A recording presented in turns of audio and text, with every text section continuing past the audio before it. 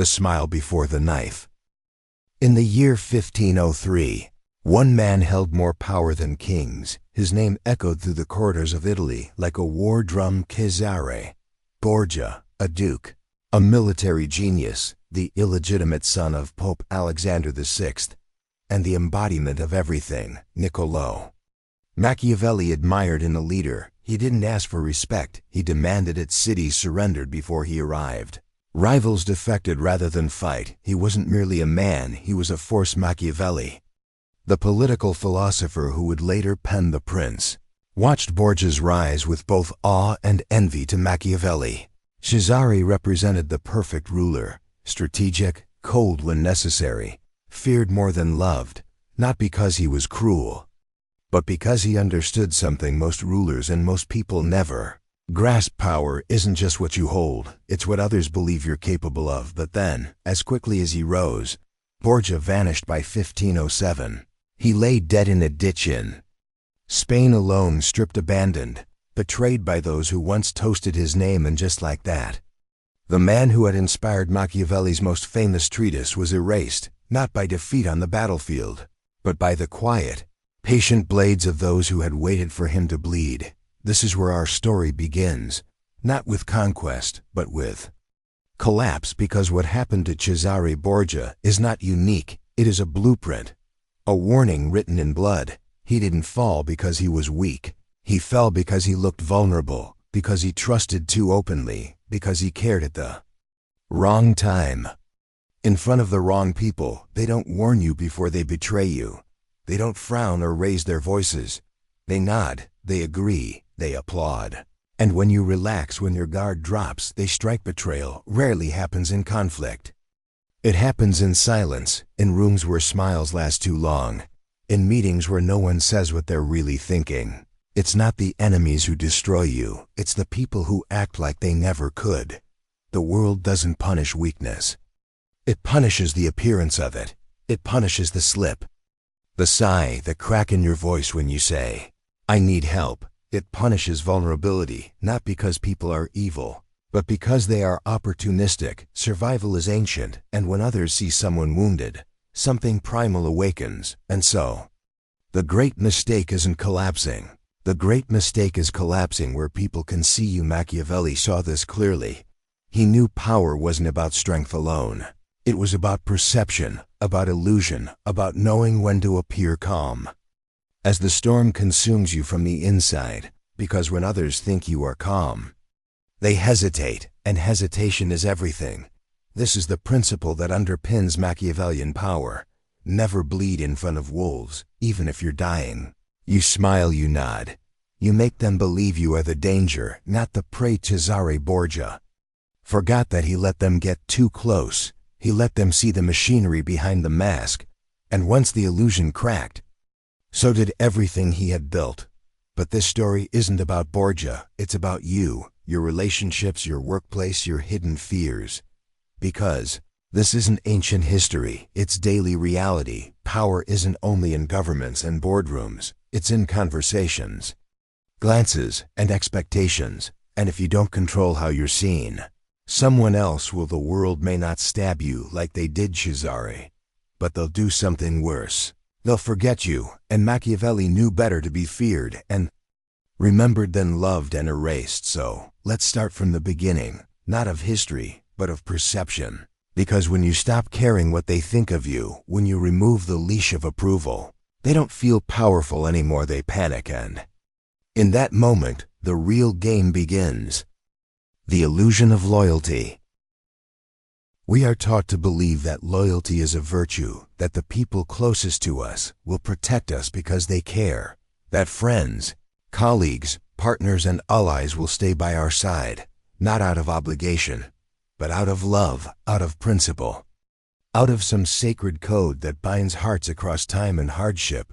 But loyalty isn't a virtue. Loyalty is leverage, and the sooner you understand that, the less likely you are to be destroyed by those who once called you friend. History has never been short on betrayal, but perhaps the most famous betrayal of all time was not between enemies, it was between friends. Julius Caesar was not killed by a barbarian, He was not overthrown by a foreign power. He was assassinated by senators. He dined with people. He elevated people who owed their careers, their fortunes, and their safety to him, and among them was Brutus, the man Caesar loved like a son, the man who, in the moment of death, held the knife closest to his chest.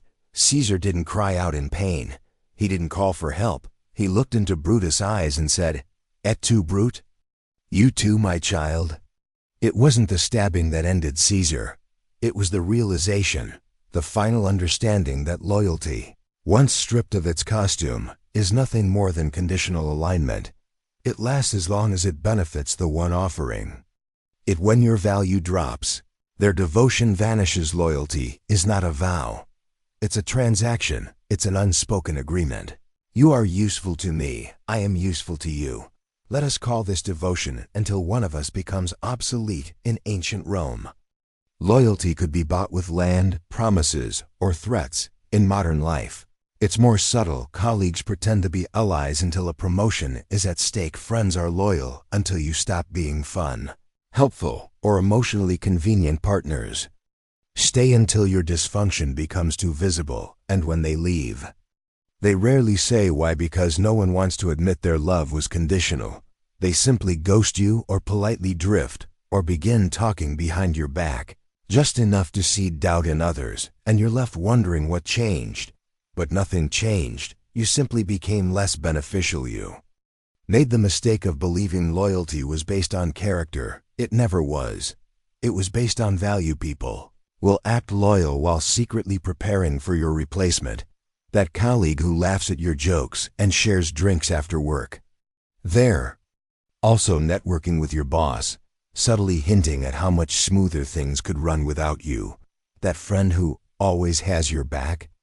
They disappear the moment you stop being entertaining, successful, or emotionally stable. We don't like this idea. It feels cynical, even cruel, but it's not cruelty. It's the machinery of human behavior evolved for survival, not sentiment. Loyalty, in its rawest form, is evolutionary. In tribal societies, people stuck together because isolation meant death. You were loyal to your leader not because you loved them, but because you needed their strength, their resources, their status. And when that leader became a liability, it was smarter, safer to abandon them. We carry that logic into the modern world, only now the stakes are psychological instead of physical. Social death replaces literal death, but the instincts remain. People align with what protects or elevates them.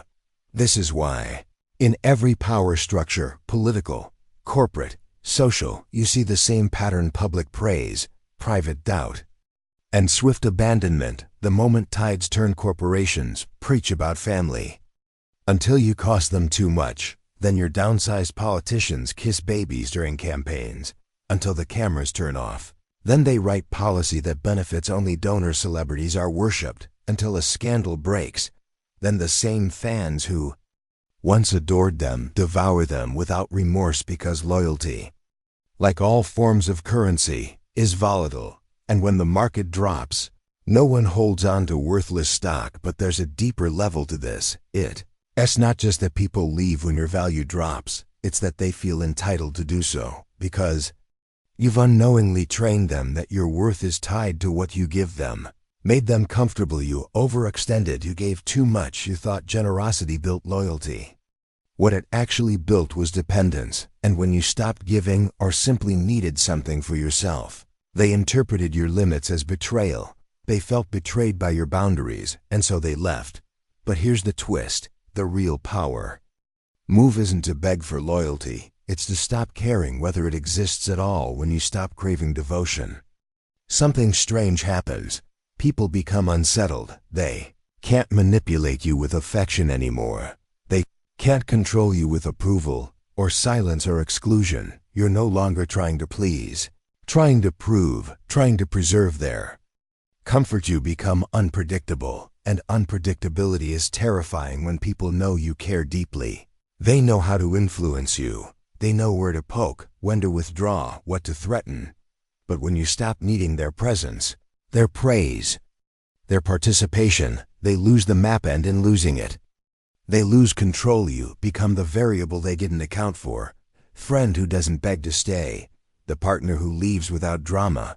The colleague who, when undermined, doesn't react but rises somewhere else without warning. This kind of self-possession is rare because most people are addicted to being liked. They believe loyalty is a badge of honor they must earn. But that need becomes a leash, and those who wear it are always at risk of being pulled. Real power, comes when you no longer need to be seen a certain way, when your decisions are not dictated by fear of losing someone's loyalty, but by clarity of purpose. The most respected people are not those who demand loyalty, they are the ones who make others realize that betrayal has a cost, and that cost isn't revenge, it's irrelevance. You don't punish people who fail to be loyal. You become so essential, so focused, so anchored in your own mission, that when they exit, they realize they weren't replacing you, they were removing themselves from relevance. You don't explain, you don't fight, you don't prove. You let the space speak. When Brutus stabbed Caesar, he thought he was eliminating a threat. What he actually did was immortalize him.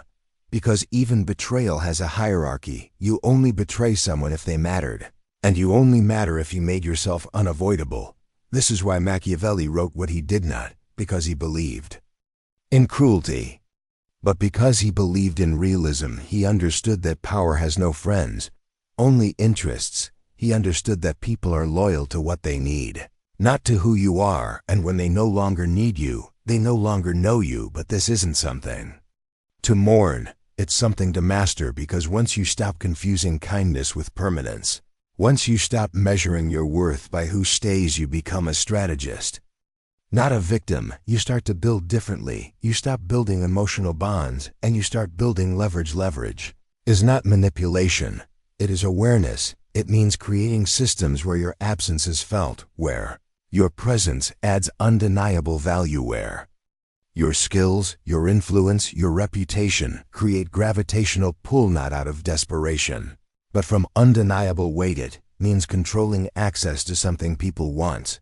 so they respect you, not because they're nice, but because they can't afford not to. When your value is tied to emotion, you're fragile. When your value is tied to leverage, you're untouchable. You stop begging for trust. You start becoming someone whose trust is sought after. This is the shift from dependence to detachment, from seeking protection to becoming the threat. No one wants to provoke. It doesn't mean being cruel. It means being clear. It means understanding that loyalty is a story people tell themselves when they benefit from the illusion. But illusions fade.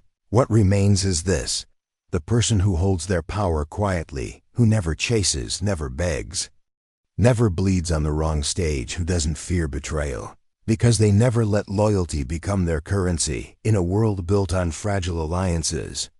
That person is not loved, not adored, not always understood, but they are respected, and in the end, respect lasts longer than affection, because when affection fades, and alliances break, and people turn away, they still remember the one person who never needed them, and that memory is more powerful than any loyalty ever given. The psychology of weakness perception. Weakness in itself is not what people punish, they punish the appearance of it. This distinction is not minor, it is everything, because strength and weakness are not absolute traits. They are performances. They are perceived, and in the theater of human interaction, what others see determines how they respond. Regardless of what's real underneath, a person can be falling apart. But if they carry themselves with composure, the world hesitates. A person can be competent and intelligent, but if they speak with too much uncertainty, they invite attack. What people respond to isn't your truth. It's the story they think you're telling, and once they believe you are breakable, they begin to test just how far they can bend you. This instinct is not evil, it's ancient. It comes from the deep evolutionary logic of survival in the animal kingdom. Weakness is dangerous, not because it's wrong, but because it threatens the group. A weak link compromises the whole chain. A wounded animal draws predators. A sick member of the pack uses resources but cannot contribute. So nature, indifferent and efficient, develops a response. Isolate. The weak reduce risk, preserve the strong humans. For all our civilization and intellect are still tribal animals, we still carry the same instinct. Protect what is strong. Push away what seems fragile, not consciously, not cruelly, but automatically in schoolyards. This begins early. A child who stutters, who hesitates, who cries when teased, the other children circle. Not to offer compassion, but to test the boundaries, to see if the weakness is real, and if it is, the attacks escalate, not always out of malice, but out of an unspoken algorithm. We reject what makes us feel unsafe in adult life. The dynamics don't disappear, they just become more sophisticated in the corporate world. A team member who seems overwhelmed, who visibly doubts themselves, who confesses uncertainty without strategy, they are quietly marked, not always out loud, but in the minds of others, not dependable, not promotable, not strong, and from that point forward, every action is filtered through that lens. Their competence is second-guessed, their input dismissed, not because they lack talent, but because they failed the optics of strength. This is where the psychological danger begins, not in being weak, but in being perceived as such, because once the perception sets in, it reshapes your social reality. Power, at its core, is the ability to influence outcomes, and when others perceive you as weak, your influence drops. You stop shaping events. Start being shaped by them. Let's explore a simple story to illustrate. Michael was intelligent, hardworking, and well-liked at his firm, a Harvard graduate with accolades, a promising future, and the respect of his peers. During a high-pressure quarter, Michael was leading a major project. The stress was high, deadlines were missed. The team was on edge. During a meeting, in a moment of honesty, he admitted, "I'm struggling, I could really use some help." On the surface, it seemed reasonable, human, vulnerable, even admirable, but within weeks, something shifted. Subtle things. He was excluded from key meetings. His opinions were politely acknowledged, then ignored. A colleague, Sarah, someone he once mentored, was suddenly being CC'd on communications he previously handled alone. Eventually, the higher-ups began questioning his leadership. Then came the performance review. It included feedback that he lacked resilience under pressure, and 2 months later, Michael was gone, replaced by someone with less experience, but more presence. What happened? Michael didn't fail because he asked for help. He failed because of when, where, and how he asked. He didn't bleed in private. He bled in front of the pack. His real mistake wasn't struggling. Everyone struggles. His mistake was appearing breakable. In a room where survival depends on the illusion of invincibility, this is not fair, it's not just, but it is real. Social dynamics are governed by unspoken rules. One of the oldest is this: when you look like prey, you invite predators, even unintentional ones. Sarah, the colleague who quietly undermined Michael, likely didn't see herself as disloyal. She probably believed she was helping the company. She sensed a vacuum of confidence, and she filled it. People do this all the time, not because they're villains, but because hierarchy is fluid, and when someone stumbles, others move to stabilize the structure. It's not personal, it's structural, and if you want to survive, let alone lead, you must master this principle. Control your signal. Strength in social environments is often about what you don't reveal. This doesn't mean suppressing emotion or becoming inauthentic. It means understanding the psychology of perception. People don't respond to what you feel. They respond to what you broadcast. A clenched jaw can override shaking hands. A pause before speaking can replace nervous babbling. A calm, "I'm handling it," can erase doubts, even when you're solving things minute by minute, because in most environments, confidence is not evidence-based, it's performance-based. Humans are notoriously bad at judging actual skill. We use cues, tone, body language, posture, pace to decide who is competent, and once that decision is made, confirmation bias kicks in. We look for proof that we're right and ignore signs that we're not. So the question isn't whether you're strong, it's whether others believe you are. In high-stakes environments, leadership, business, politics, war, belief shapes reality. This is why leaders throughout history have cultivated mystique. Not transparency. Alexander the Great was said to descend from gods, not because it was true, but because it silenced doubt. Napoleon wore his military coat even when sick, even when freezing, to remind his soldiers of who he was. He did not show weakness, he showed purpose, even in the modern world. This remains. EEOs who survive corporate coups are rarely the most skilled. They're the ones who radiate control. Even during chaos, influencers who maintain audiences through controversy are not the most moral. They're the ones who project unwavering confidence in each case. The survival mechanism is the same. Do not appear breakable, of course. There is a paradox here because vulnerability in safe environments builds connection in personal relationships. Honesty fosters intimacy. But not all environments are safe, and part of maturity is knowing the difference. When you share weakness, ask yourself, is this a place where vulnerability is rewarded or weaponized? If the latter, stay silent, fix your wounds in private, return when you've healed, and carry yourself as if you never bled. The mind is a stage, the world is your audience, and your internal chaos doesn't have to be part of the script. This is not about deception, it's about discretion. It's about knowing that the performance of power precedes actual power, and once you lose the image of control, it is exponentially harder to reclaim it, because social systems rarely offer second chances once labeled as fragile. You are studied for confirmation. Every stumble becomes proof, every delay, every hesitation, every moment of self-doubt gets added to a growing case file in people's minds. But the opposite is also true. Once labeled as strong, you are given grace. Mistakes are reframed as learning, pauses are seen as strategy, and the benefit of the doubt becomes your default. That is the psychology of status. It is not distributed equally, it is not earned fairly, it is managed, curated, defended daily. The line between appearing strong and appearing weak is thinner than we'd like to admit. A cracked voice, a single tear, an unguarded confession in the wrong room.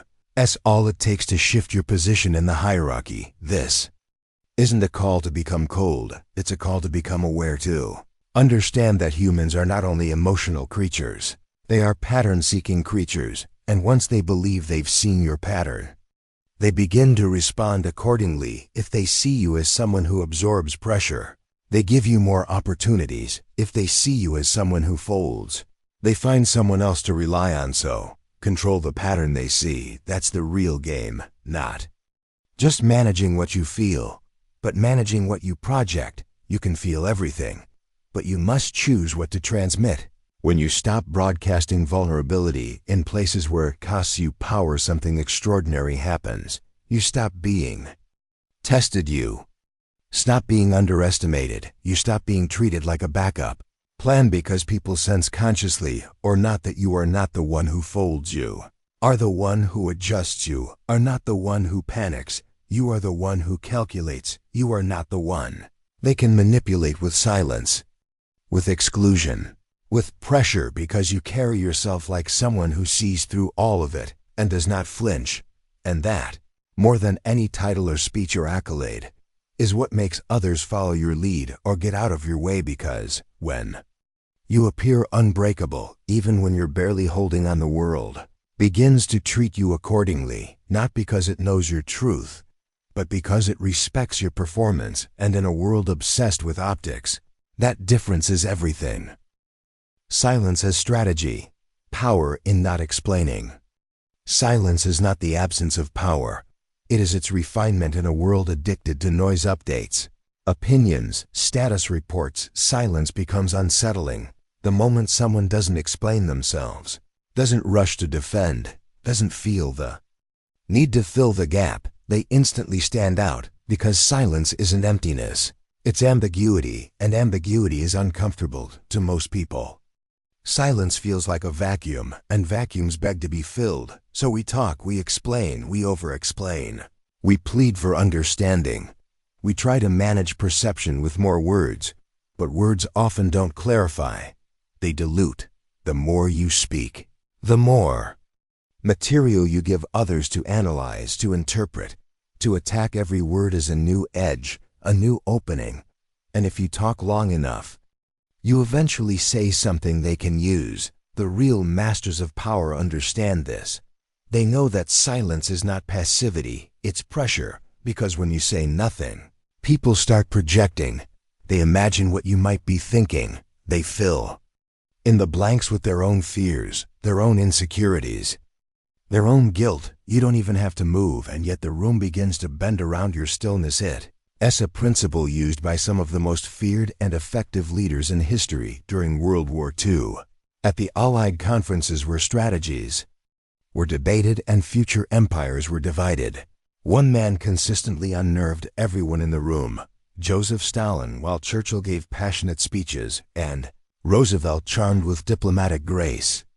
Stalin sat quietly observing, barely speaking, and when he finally did speak, people listened, not because his voice was louder, but because it had been held back. His silence created tension, and tension creates weight. It wasn't about being mysterious for the sake of image. It was about control. When you speak less, people begin to lean in. They become hyper-aware of your slightest gesture, your faintest shift in expression, and in doing so, they give you their attention voluntarily, not because you demanded it, but because you withheld it. Stalin understood a psychological truth that applies in every room, at every level of interaction. The one who speaks the least often controls the most. It's not just a leadership tactic, it's deeply rooted in human psychology. Humans fear the unknown. Ambiguity causes stress. Studies in behavioral science show that people would rather experience a known negative outcome than wait in uncertainty. It's why some people would prefer immediate rejection over delayed response. It's why silent treatment is used in emotional warfare. It triggers anxiety because our brains are wired to resolve tension, to find answers. So when you withhold those answers, calmly, deliberately, you hold power in negotiation. This tactic is timeless. The person who speaks first after an offer is made is usually the one who concedes. Because silence makes people nervous, they second-guess themselves. They try to fill the silence with justifications, compromises, clarifications, weakening their position. This doesn't only apply in business, it applies in conversations, in conflict, in interviews, even in everyday relationships. When someone criticizes you or challenges you publicly, the instinct is to defend, to justify, to prove them wrong. But here's the rule: if you never defend yourself, people assume you don't need to. Defense is a signal. It tells others you feel threatened, that there's something to protect. But silence suggests confidence. It implies you don't see the accusation as worth your energy. Think about this dynamic the next time someone calls you out, not with a factual correction, but with a subtle insult, a passive-aggressive jab, a loaded question. Most people panic. They explain. They try to sound calm while clearly being rattled. But the rare individual who pauses, who waits, who smiles without speaking, who replies only with a question, or says nothing at all, that person immediately shifts the power dynamic. Why? Because they're unpredictable, and unpredictability equals fear. When someone knows how you'll react, they can plan around it. They can provoke, anticipate, control. But when your reactions are muted, delayed, or absent altogether, people begin to tread carefully. They wonder if they went too far, if you're planning something, if you know something they don't. That wondering creates hesitation, and hesitation is leverage. This is why silence is not submission, it's strategic ambiguity. When people don't know what you think, they start reacting not to you, but to the version of you they've created in their minds. And if that version is slightly intimidating, slightly unreadable, slightly above the fray, you've won. This psychological tactic shows up in group dynamics too. Every meeting, in every social gathering, there are talkers and there are watchers. Most people fill space, but the ones who observe, who speak sparingly, who hold their words with care, those are the people whose opinions land with greater force. Because when you say less, everything you do say gains weight. It's the difference between a floodlight and a scalpel. Most people flood the space with chatter. But the scalpel cuts clean. This is why the most persuasive people are often the quietest. They don't dominate with volume, they dominate with timing. They understand that words are like currency, and the more you print, the less each one is worth. So they speak like investors, not gamblers in social situations. This shows up in another subtle way: the urge to overshare, to over-explain, to clarify your every intention.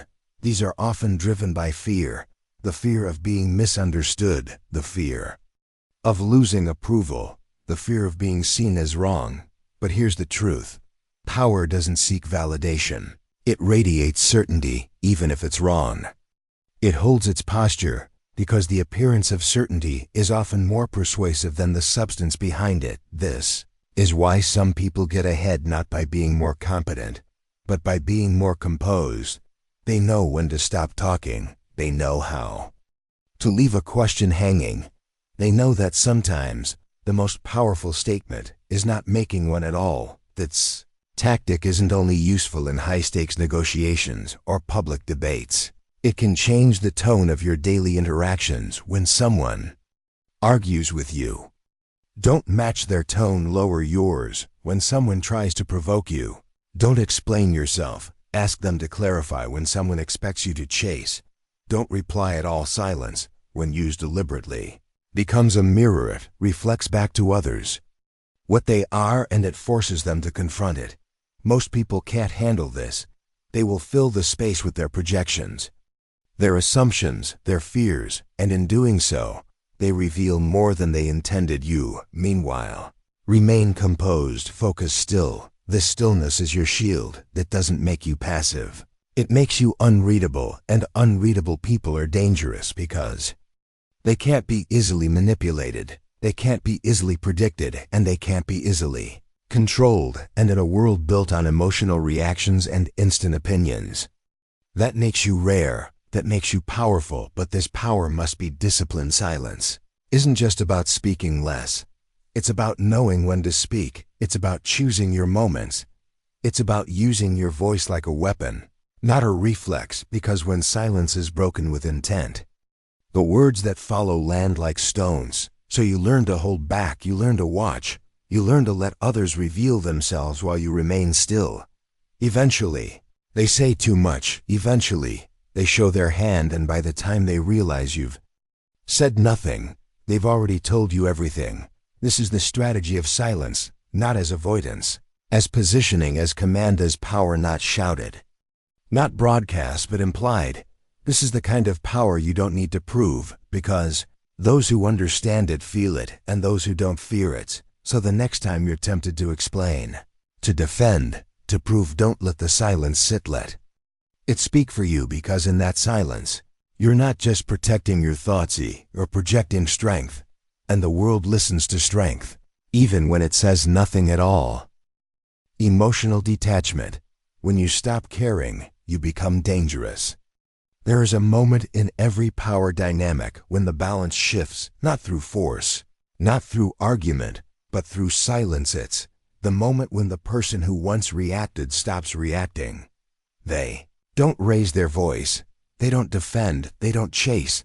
They simply stop caring, and in that moment, the one who tried to control them begins to panic, because emotional detachment isn't apathy, it's not numbness, it's power. The most dangerous person in the room is not the one who yells or dominates or demands attention. It's the one who has no emotional stake in the outcome, no desperation, no need, just clarity. Because the less you need from others, the less control they have over you, and the more control you have over yourself. This is what Machiavelli understood centuries ago, not in the modern, misinterpreted sense of manipulation, but in the deeper, more strategic sense of restraint. Machiavelli never taught people to be cruel for the sake of cruelty. He taught rulers to survive in a world that was already cruel. He saw that people who act out of emotion, who seek to be loved, adored, validated, make predictable decisions. They flinch when insulted, they beg when abandoned, they justify when accused. And in every one of those moments, they hand their power away. The person who feels nothing, the one who detaches from the outcome, They don't just resist control, they invert it, because while others are caught in the storm of emotional need, the detached individual stands still watching, calculating. This is the essence of Stoic philosophy. Epictetus said, "We suffer not from the events in our lives, but from our judgment about them." The Stoics didn't preach apathy, they preached perspective. They trained themselves to care only about what they could control and to remain unmoved by what they could not. That is emotional detachment in its purest form. Not disinterest, but discernment, a refusal to waste energy on what cannot be changed. And in a world obsessed with appearances, likes, validation, and social performance, this is radical, because when you stop performing, you become unpredictable. You no longer play the role others wrote for you. They insult you. You don't defend, they ignore you. You don't chase, they provoke you. You don't react, and suddenly they realize they're not in control. That's when fear sets in, because most manipulation relies on a simple assumption that you care, that you want to be understood, accepted, praised, and when that assumption breaks, their strategies collapse. This isn't just philosophy, it's neuroscience in the human brain. Emotional reactivity is governed by the limbic system, the part responsible for survival emotions like fear, anger, jealousy, and shame. When you feel threatened, embarrassed, or rejected, your limbic system lights up. Blood flows away from the rational prefrontal cortex and toward the parts of your brain built for quick, defensive responses. That's why in moments of panic or humiliation, people say things they regret. They text paragraphs they never should have sent.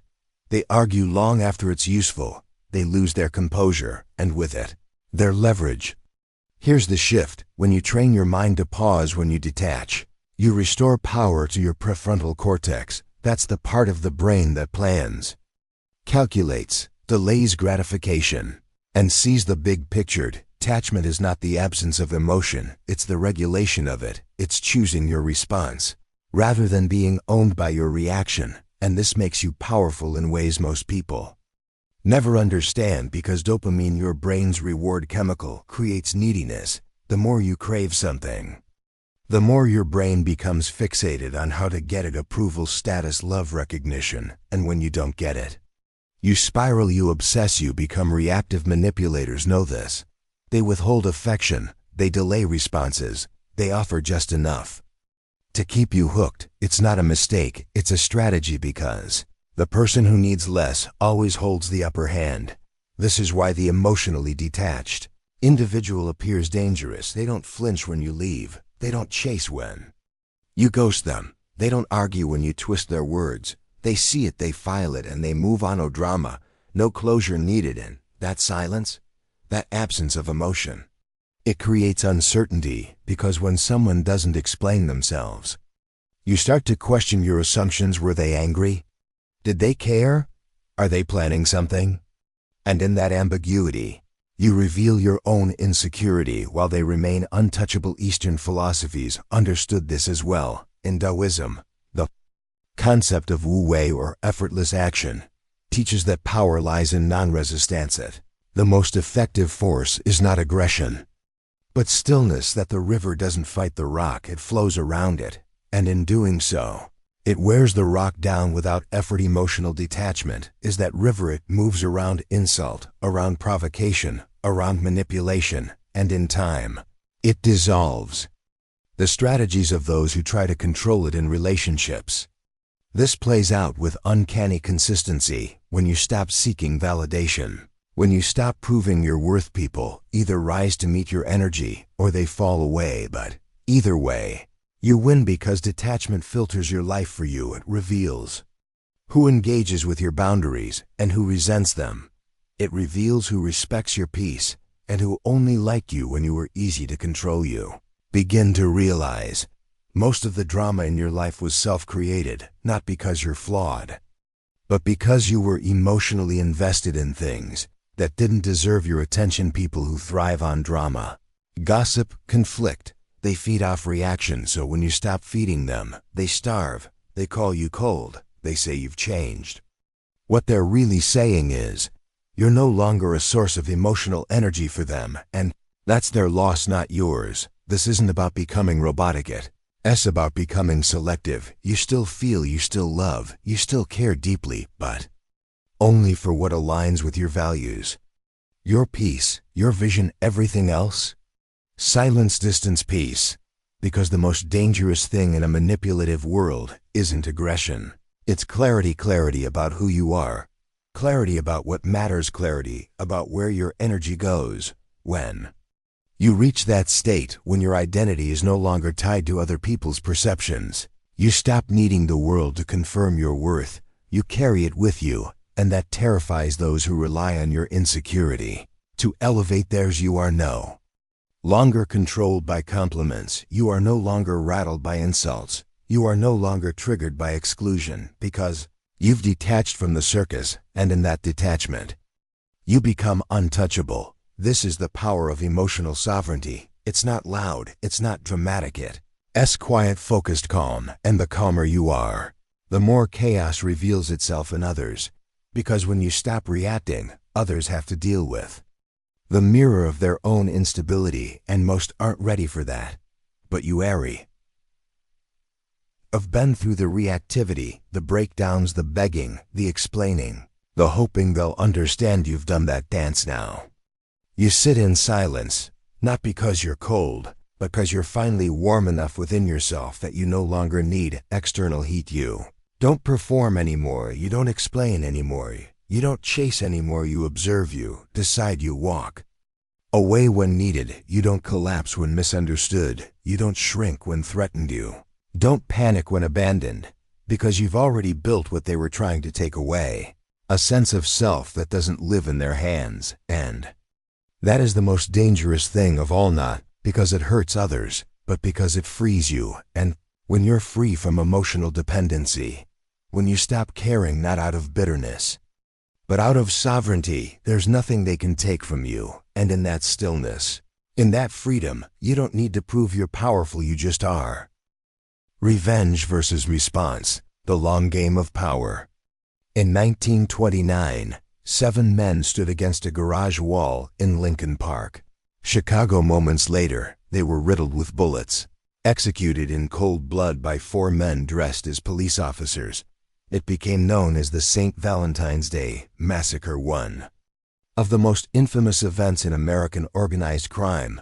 But what most people forget is this: Al Capone, the man behind the massacre, wasn't even in Chicago that day. He was in Florida, relaxing, building an alibi because Capone didn't seek revenge. He planned a response.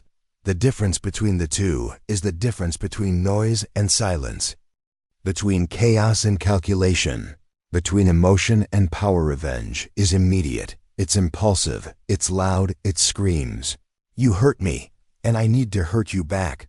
Response is quiet, it's patient, it whispers, "You moved against me.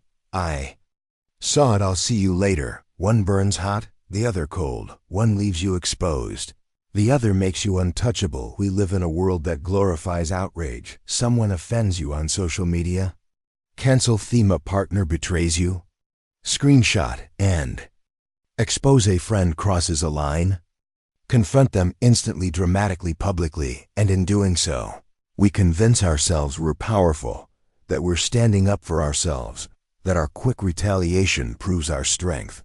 But here's the truth: every time you react emotionally, you show your opponent exactly where to strike next. You tell them what hurts, you show them what scares you, and most importantly, you let them know they got to you, that they shook you, and if they can shake you, they already won. Real power doesn't react, it calculates, it takes the hit in silence. It absorbs, it observes, it adjusts, because emotional retaliation is satisfying, but strategic response is final. Let's go back to Capone. Massacre wasn't just about blood, it was about optics, power, silence. Capone didn't scream, he didn't threaten, he didn't tweet, he vanished from the scene, let others speculate, and watched as his rivals collapsed under fear, confusion, and the illusion of invincibility. That's the key, the illusion, because most people don't fear your anger, they fear your silence, they fear your restraint, they fear what you might do not what you already have, and that fear becomes your greatest weapon. Now, contrast this with modern culture. Someone posts something offensive online. Within seconds, the outrage begins. People react, share, screenshot, attack, demand immediate justice. What happens? Attention spikes, emotions flare, but outcomes rarely last. Reputations fluctuate. Truth becomes secondary to timing, and those who respond too fast often look the weakest in the end. Because real justice, real power, isn't loud, it's quiet, it's subtle, and it arrives when no one sees it coming. There's a method to this, a structure, a blueprint for those who refuse to be reactive, for those who want to move with precision, not panic. Here's the 5-step model of power response. Step 1. Appear unfazed. The first instinct when betrayed, humiliated, or attacked is to show the world we're hurt. That's what they expect. They expect you to yell, to cry, to collapse, to lash out. Don't remain still, even if you're burning inside. Stay calm. Why? Because when you don't react, you introduce uncertainty. They wonder if you even noticed, if you care, if they missed the target entirely, and in that doubt, they begin to second-guess their power. This is the beginning of your leverage. Step 2. Gather information while they relax, thinking you've absorbed the blow. You begin collecting data. You watch patterns. You listen more than you speak. You learn what they value, what they fear, where their vulnerable. Information becomes your currency, while they celebrate a small win. You're preparing for the next move. This is not revenge, it's reconnaissance. Step 3. Build leverage silently. Leverage is quiet power. It's the ability to act when needed, but the wisdom to wake you. Build it by becoming indispensable, by nurturing alliances quietly, by securing influence others can't see, and most of all, by never revealing how much you know or how far you're willing to go. Your silence becomes the fog behind which your arsenal grows. By the time they suspect something, it's already too late. Step 4. Wait for safety to return. The most common mistake in response is acting too early, when emotions are still raw, when consequences are unclear, when the environment is unstable. So you wait. You let time do its work. You let the attention shift elsewhere. You allow your enemy to feel safe again. Complacency is your cover, because only when they believe they've escaped do they stop guarding the door, and that's when you move. Step 5. Deliver consequences without drama. No anger, no announcement, no final warning. Just execution. A decision made quietly, a conversation shifted, a connection cut, a resource pulled, a truth revealed at the right moment. It doesn't need to be violent. It doesn't need to be public. It just needs to be undeniable. The best responses leave no room for retaliation. They land with clarity, not chaos, and they teach a lesson that can't be forgotten. You were watching, you were calculating, and now the price is being paid. This is how power is maintained, not through rage, but through response. Because when you don't react emotionally, you preserve two things: your image and your options. Once you retaliate out of emotion, you're predictable. They know your limit. They know your triggers. They know how to push you again. But when you hold your silence, when your movements are few but decisive, you become an anomaly, and anomalies scare people because they can't be planned for. This is why the most powerful people in history were rarely the loudest. They weren't always the ones making speeches or pounding fists. They were the ones who observed in silence, who responded with precision, and who never let emotions guide their actions. J. Edgar Hoover never held elected office, but he controlled presidents. Why? Because he had information, because he moved quietly, because he didn't react. He responded, and when he did, the room listened. It's the same today in business. The CEO who doesn't flinch during a market collapse is the one whose team remains calm. In relationships, the person who walks away quietly holds more influence than the one who begs to stay in negotiations. The side that sits silently after an offer forces the other to speak first, and often concede more. In each case, the game is the same: react, and you reveal your hand; respond, and you control the tables. Oh, the next time someone offends you, mocks you, leaves you, disrespects you, pause, let them think they've won, let them post, let them celebrate. Let them believe the story is over while you sit in silence planning your next chapter, because if they can shake you, they already won. But if you remain still, if you delay, if you wait, if you rise later without explanation, they begin to question everything. That question is your weapon, that doubt is your advantage, that silence is your signal. And when the time comes, when the environment is right, when the attention has faded, you strike not for revenge, but for alignment, not to hurt them, but to restore order, because that's what response is. It's not vengeance, it's vision, it's not chaos, it's control, it's the ability to move when movement matters, and to remain still when it doesn't. And in that discipline, you become what Machiavelli admired most, a leader who doesn't shout to be feared, but one who's feared because they never need to shout. So the next time you're tempted to retaliate, to show them they got to you, ask yourself one question: do I want to feel powerful now, or do I want to be powerful later? Because one lasts seconds, the other lasts forever. Invisible power, controlling from the shadows. The most powerful person in the room is often the one no one notices, not because they lack presence, but because they choose not to display it. Power, in its rawest form, doesn't announce itself, it doesn't scream, it whispers, it moves behind curtains. It makes decisions in silence and lets others believe those decisions were their owning. A world obsessed with visibility likes, follows recognition. We're taught that power is fame, that attention is strength, that if people don't see you, you don't exist. But history tells a different story. J. Edgar Hoover never held elected office. He never ran for president. He never stood on public platforms declaring his vision for the nation. And yet, for nearly 50 years, he controlled the most powerful office in America. From behind his desk, presidents feared him, senators respected him, public figures watched their step, not because Hoover spoke, but because he knew everything. He collected secrets, files, vulnerabilities. He didn't need to shout. His power was atmospheric, unseen, but always present. He controlled from the shadows. This is invisible power, and it's the most stable form of influence a human being can hold, because when people don't know what you want, they can't block you. When they don't know what you're doing, they can't stop you. And when they don't know how much control you actually have, they assume it's more than it is. This ambiguity creates caution, and caution creates control.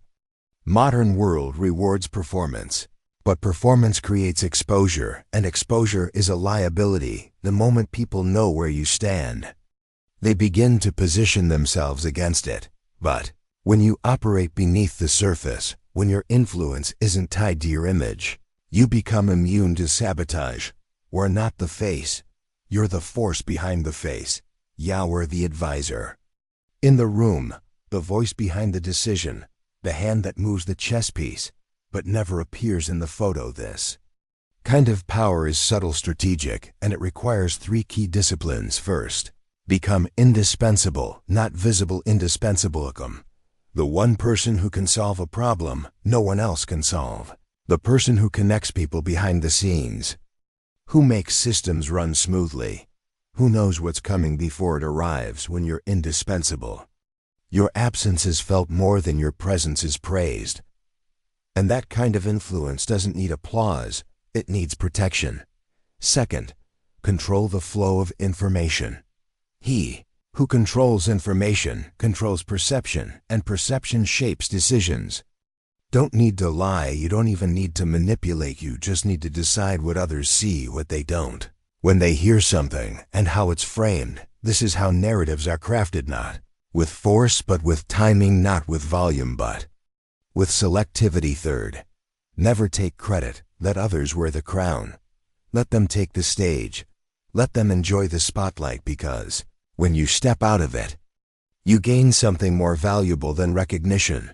Freedom from expectations, from criticism, from public failure. You keep your hands clean because you were never officially holding the wheel, but quietly, methodically, you're steering everything in this world.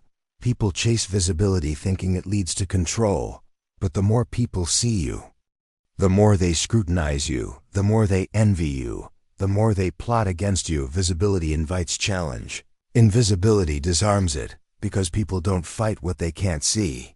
This is the paradox of power. Those who seek it openly often lose it. Those who reject the stage often own the theater. When you understand this, your ambitions change. You no longer crave followers, you cultivate allies. You no longer seek credit, you collect leverage. You no longer want fame, you want freedom. This is what the world's quiet operators understand. CEOs who shape economies without ever trending on social media, fixers who move through politics without ever holding office, cultural architects who shift entire generations by simply influencing the voices that do speak. They know that true power doesn't ask to be seen, it only asks to be effective. So the next time you're tempted to post, to react, to prove your position publicly, pause, ask yourself, do I want to be visible, or do I want to be untouchable? Because in the end, only one of those leads to control, and control, real control, lives in the shadows. Practical tactics. Becoming untouchable. By now, you understand that power doesn't come from rage, reaction, or recognition. It comes from restraint, from calm and chaos, from what's unseen, unspoken, and unshaken. But how do you embody this? How do you move from theory to practice? The world doesn't reward those who simply understand power. It rewards those who know how to wield it, quietly, precisely, consistently.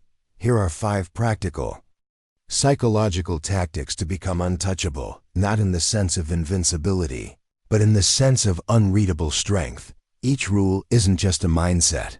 It's a move, and each one can be applied immediately. Tactic 1. Master your perception. Appear calm, even in chaos. When the world burns around you, your calm is your armor. In high-stress environments, people instinctively scan for leadership, not the person yelling commands, but the one who appears unmoved. That's who they follow. Because in chaos, the calmest person isn't seen as indifferent. They're seen as prepared. Winston Churchill faced bombings, political betrayal, and global war, yet he projected certainty. Even when decisions weighed heavily, that calm became Britain's backbone. During its darkest hours, you don't need to fake perfection. You just need to control the image of composure. The more pressure rises, the more your stillness becomes intimidating. People will wonder what you know that they don't. Nervous, over-communicate. The powerful underreact. Your internal storm is private. Your external image is strategic. Train your face, train your tone. Let nothing betray the war inside. Tactic 2. Speak less. Control attention. Not noise. Words are tools, but the more you use them, the duller they become. In every group setting, whether it's a boardroom, a negotiation, or even a dinner table, there's a hierarchy of presence. The one who speaks the most often seems dominant, but that dominance fades when their words start repeating, rambling, pleading, explaining. Now, contrast that with the person who speaks sparingly, but with intention. Abraham Lincoln was known for his pauses, long silences before short, impactful statements. When he spoke, people leaned in, not because he was loud, but because his silence created gravity. Here's the rule. The less you say, the more each word matters. Say only what needs to be said. Then stop. Let others fill the void. Feel, reveal more than you ever could, and you remain unreadable because noise may get attention, but silence controls it. Tactic 3. Leverage, not loyalty. Create usefulness, not dependency. Loyalty is romantic, but in power dynamics, it's fragile. People aren't loyal to you. They're loyal to their needs, their interests, their fears, their ambitions. When your value drops, so does their loyalty. So stop trying to earn loyalty. Build leverage. Leverage isn't manipulation. It's being useful in ways others can't replace. Become the person who connects others, who solves problems, who controls key information. In 15th century Florence, the Medici family didn't control the city by military force. They controlled it through banking, patronage, and connections. Everyone owed them something, and that made them untouchable. Make people rely on your presence, not because they like you, but because your absence costs them. Your power isn't in what people say to your face. It's in what they fear when you're gone. Tactic 4. Don't react publicly. Stay unreadable. Every public reaction is a window into your psyche. When you get defensive online, when you retaliate in meetings, when you explain your every move, you give others a roadmap to manipulate you. Reactivity is predictability, and predictable people are controllable instead. Train yourself to delay. Breathe. Say nothing, especially when provoked. Think of Vladimir Putin in negotiations. Say what you will about his ethics. His strategy is rooted in unreadability. He speaks last. He reveals little. He reacts rarely. That ambiguity becomes a shield, even a weapon in your life. It can be as simple as pausing before responding, smiling when accused, walking away when baited. You don't owe anyone an immediate reply. And silence can never be misquoted when others are trying to trigger a reaction. The most unsettling response is none at all. Tactic 5. Disengage from needing validation. Fear dies when approval becomes irrelevant.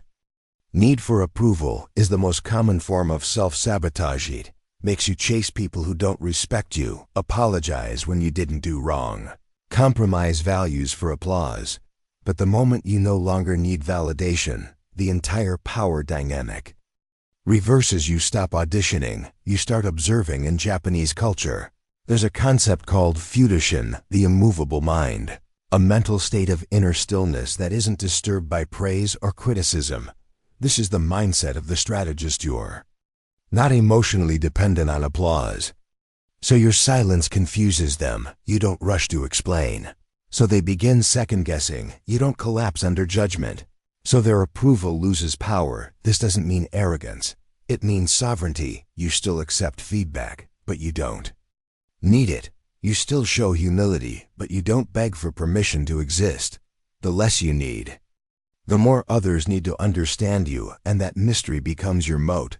These 5 tactics aren't tricks. They're habits of mind, lived daily, practiced in private, sharpened in silence. They don't promise invincibility, but they offer insulation from chaos, from manipulation, from emotional dependence. Because in the world we now live in, where performance is confused with power, and volume is mistaken for value, the ability to remain calm, unreadable, and useful without being visible is rare. And rare becomes powerful when others panic. You breathe when others broadcast. You listen when others seek applause. You build leverage, and when the time comes to speak, if it ever does, your voice will cut through the noise, not because it's loud, but because it didn't need to be. Closing message: the untouchable mind. Imagine standing in a room full of people. Some whisper, some applaud, some criticize. Some try to read your face, searching for cracks in your calm, and you say nothing, not because you're afraid, but because you no longer need to be understood. You've walked through the fire. You've felt the sting of betrayal. You've tasted the silence after abandonment, and you've learned it wasn't the world that hurt you. It was your attachment to it, your desire to be liked, your need to explain, your instinct to prove your worth to people who didn't deserve the performance. But now you're done performing, because somewhere along the way, you realize something that most people never do. The most powerful person is the one who doesn't need anything from anyone in the room. Respect.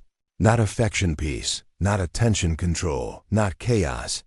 You remember the beginning. Cesare Borgia, Machiavelli's perfect prince, brilliant, strategic, feared, unstoppable, until one day he wasn't trusted. He appeared vulnerable. He let down the mask, and within months, he was found in a ditch, stripped of armor, betrayed by those who smiled in his face. Machiavelli didn't just mourn Borgia's fall. He learned from it.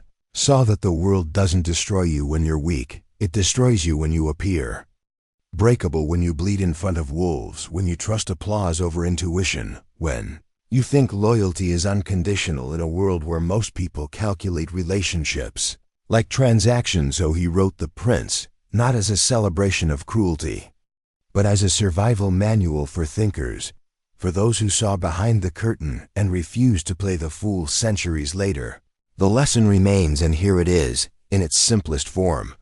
They only control you if you care what they think, care what they say, care if they leave, but what if you stopped? What if you stopped explaining yourself to people committed to misunderstanding you? What if you stopped chasing people who only value you when you shrink? What if you stopped trying to be loved and started being respected from a distance? What would happen?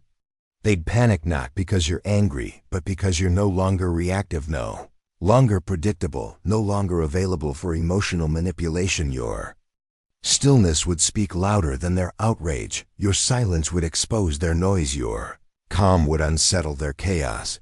This is what the untouchable mind understands. Power is not in domination, it's in restraint. It's in the ability to smile at provocation, to walk away from conflict, to sit in solitude without anxiety. It's an understanding that your time, your energy, your mind are currencies too valuable to spend proving your worth. You don't need to shout your strength. Let it be felt in your absence. You don't need to defend your choices. Let results speak. You don't need to beg for love. Let your boundaries filter what's real in this world. Visibility is often vulnerability. People show too much, too soon, to people who haven't earned the privilege of access. But the untouchable mind knows. Mystique is power, ambiguity is armor. Let them wonder, let them guess, let them fill in the silence. With their projections, you don't owe them clarity, you owe yourself peace, and peace doesn't come from being understood. It comes from being in control of your emotions, your reactions, your story. You don't rise by chasing approval. You rise by mastering yourself. Machiavelli wasn't teaching you how to manipulate the world. He was teaching you how to stop being manipulated by. I didn't write for tyrants. He wrote for survivors, for the ones who saw that morality without strategy is suicide in a world designed to consume the naive. And now, it's your turn not to become cruel, but to become sovereign, not to dominate, to disappear from systems that feed on your insecurity, not to fight harder, but to stop caring and start calculating. So, when the games begin again, you sit still, you watch, you let others perform, you let others panic, and when the moment is right, you move once precisely, without emotion, without explanation. That move changes everything. This is the final truth. You are not untouchable because you're ruthless. You are untouchable because you no longer need to be touched, not by applause, not by insult, not by illusion. You move different, you think different, you live by one rule. They only control you if you care. So stop caring and watch them panic. If you found this exploration of Stoicism inspiring, please like the video, subscribe to the channel for more philosophical insights, and share your thoughts in the comments below. Your engagement helps us continue to bring you content that enriches your life. Thank you for watching.